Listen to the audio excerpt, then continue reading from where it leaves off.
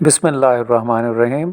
इस लेक्चर में हम डिस्कस करते हैं नास्टिक मूवमेंट्स, जो कि होती हैं non directional movements of plant parts in response to external stimulus. पिछले लेक्चर्स में हमने ट्रॉपिक मूवमेंट्स देखी, जिसमें जो प्लांट ऑर्गन है वो मूव करते हैं in response to the external stimulus towards the stimulus और अवे फ्रॉम द स्टिमुलस। तो वो होती हैं डायरेक्शनल मूवमेंट्स के प्लांट ऑर्गन्स जो है वो स्टिमुलस की तरफ या उससे अवे मूव करेगा। और नास्टिक मूवमेंट्स ऐसी हैं जो कि हैं नॉन डायरेक्शनल। इसमें स्टिमुलस जो है वो ऑर्गन की डायरेक्शन डिटरमिन नहीं करता कि ऑर्गन जो है वो ख़ास डायमेंशन में ग्रो करेगा या नहीं करेगा। तो ये हो सकती हैं टर्गर चेंजेस की वजह से, स्लीप मूवमेंट्स हो सकती हैं।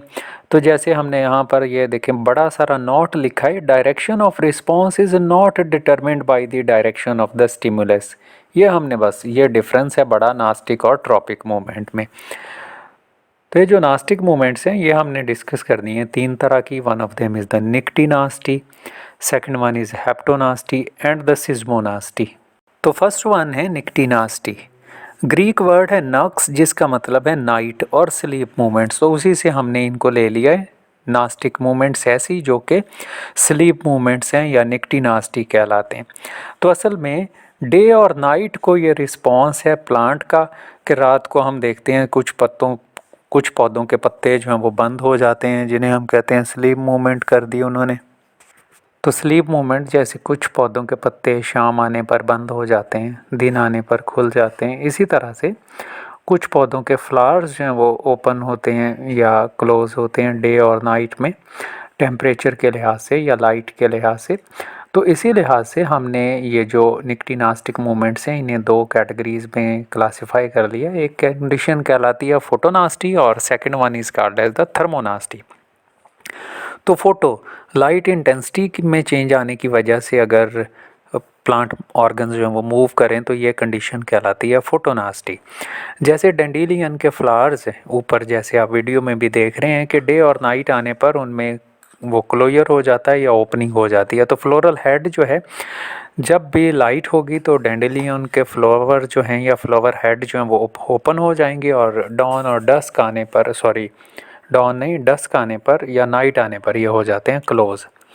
जबकि थर्मोनास्टी टेम्परेचर पर डिपेंड कर रहे होते हैं। तो ट्यूलिप के फ्लावर हैं जैसे, वो डे टाइम में जब टेम्परेचर जो है वो हाई होता है तो वो ओपन हो जाते हैं, और रात जब आती है तो वो क्लोज हो जाते हैं लो टेम्परेचर होने की वजह से। तो अगर हम इन्हें टेम्परेचर वेरिएशंस दें, चाहे दिन और रात का चक्कर ना भी दें, फिर भी इनमें ओपनिंग और क्लोजिंग जो है वो हो जाती है। इसी वजह से हमने इन्हें कहा है कि ये हैं थर्मोनास्टिक मूवमेंट्स। फोटोनास्टिक मूवमेंट्स ऐसी होती हैं जो कि होती हैं लाइट में चेंजेस आने की वजह से। ऐसे ही एक मूवमेंट्स हैं that are called as the sleep movements. तो स्लीप मूवमेंट्स जो हैं वो शो करते हैं लीव्स और लीफलेट्स ऑफ लेग्यूमिनस प्लांट्स जैसे एल्बीजिया हैं, माइमोसा हैं।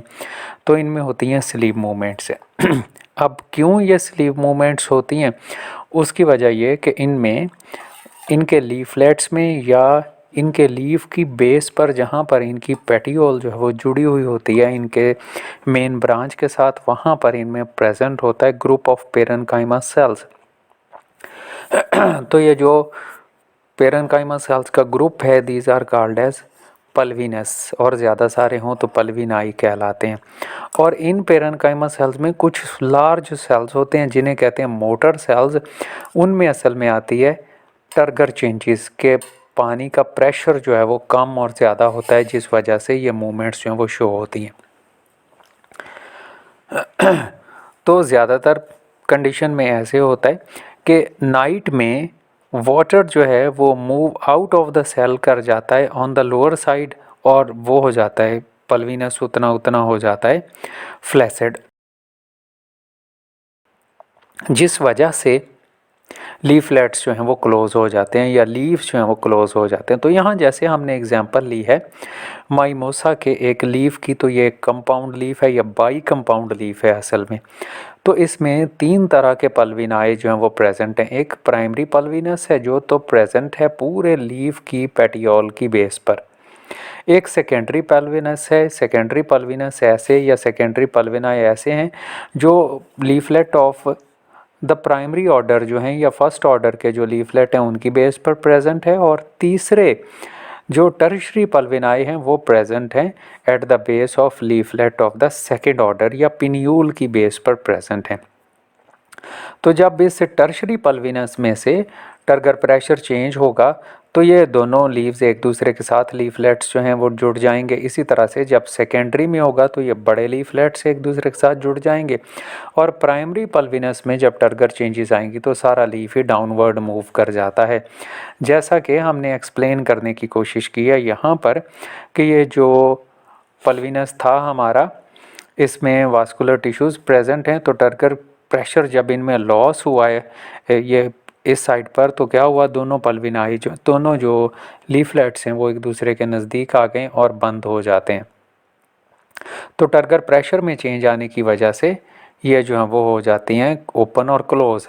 इसी तरह से डे और नाइट में भी होता है कि नाइट टाइम में भी अमूमन जो लीफलेट्स हैं वो क्लोज हो जाते हैं, तो उनमें टर्गर प्रेशर जो है वो लॉस हो जाता है पल्विनाई में, जिस वजह से ये क्लोज हो जाते हैं at the evening. Second type की जो नास्टिक मूवमेंट्स हैं these are called as haptonastic movements. हमने दो इकट्ठी कर दी, एक हेप्टोनास्टिक और कीमोनास्टिक, दोनों में थोड़ा सा ही फ़र्क है। तो हेप्टोनास्टिक मूवमेंट्स ऐसी हैं जैसी ये ड्रोसीरा स्पीशीज़ में आप देखते हैं, वीनस फ्लाइट रैप में हम देखते हैं कि स्टिमुलस ऑफ टच की वजह से यहाँ इसके जो लीफलेट्स हैं उनके ऊपर जो हेयर लाइक टेंटिकल्स प्रेजेंट हैं, तो वो जब ये मक्खी जो है या कोई सा भी इंसेक्ट जो है 30 सेकंड के अंदर अंदर इस हेयर को 2 दफ़ा टच कर ले तो ये बंद हो जाते हैं। तो कांटेक्ट की वजह से या टच की वजह से जो मूवमेंट्स होती हैं उन्हें हम कहते हैं हेप्टोनास्टिक मूवमेंट्स, जैसा कि ये इस वीडियो में भी आप देख रहे हैं कि हेप्टोनास्टिक मूवमेंट की वजह से ये लीफलेट्स जो हैं वो क्लोज हो रहे हैं। और लास्ट वन है नास्टिक मूवमेंट सिस्मोनास्टी। असल में सिस्मोनास्टी भी एक एग्जांपल है स्लीप मूवमेंट की या रैपिड टर्गर मूवमेंट की। तो mimosa pudica touch me not जो है, जैसा हमने यहाँ थोड़ी देर पहले एक्सप्लेन किया था इसे, तो बिल्कुल सेम वे अगर तो इसे टच कर दिया जाए या इसे हम हिला दें तो भी इसके लीफलेट्स जो हैं वो क्लोज हो जाते हैं। तो सिस्मोनास्टी ऐसी नास्टिक मूवमेंट्स हैं जो स्टिमुलस ऑफ शॉक की वजह से आ जाएं, तो माइमोसा पुडिका में ये बंद हो जाते हैं लीव्स। तो माइमोसा पुडिका की जो मूवमेंट्स हैं उन्हें हम सिस्मोनास्टी कहते हैं। तो ये था हमारा introduction about the nastic movements.